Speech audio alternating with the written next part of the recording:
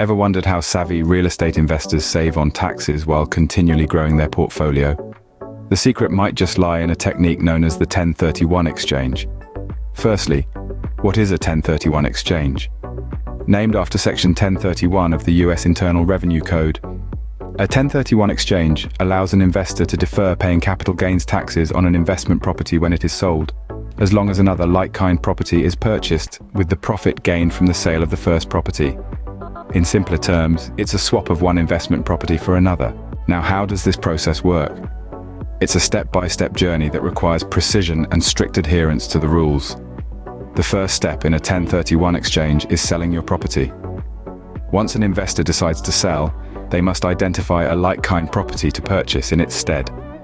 The term like-kind might seem vague, but it simply refers to the nature or character of the property, not its grade or quality. After the sale of the first property, the investor has 45 days to identify up to 3 potential replacement properties. This is known as the identification period.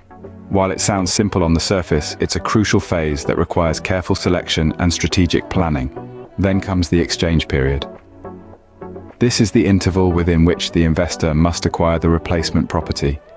It ends at the earlier of 180 days after the date on which the investor transfers the property or the due date for the investor's tax return for the taxable year in which the transfer of the property occurs. During these periods, the investor cannot receive the proceeds from the sale. The money must be held by a qualified intermediary until the transaction is completed. Now let's distill the essentials of a 1031 exchange.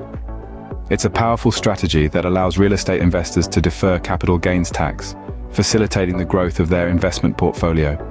However, it's not a free-for-all. There are specific rules and strict timelines that must be adhered to. The property must be like-kind, the identification period is 45 days, and the exchange period is 180 days. Remember, a 1031 exchange isn't a tax avoidance scheme, but a tax deferment strategy. Taxes will eventually have to be paid when the replacement property is sold, unless another 1031 exchange is initiated. So, there you have it, the 1031 exchange, a strategic move for the astute real estate investor. It's a technique that demands a deep understanding of the process and an impeccable sense of timing.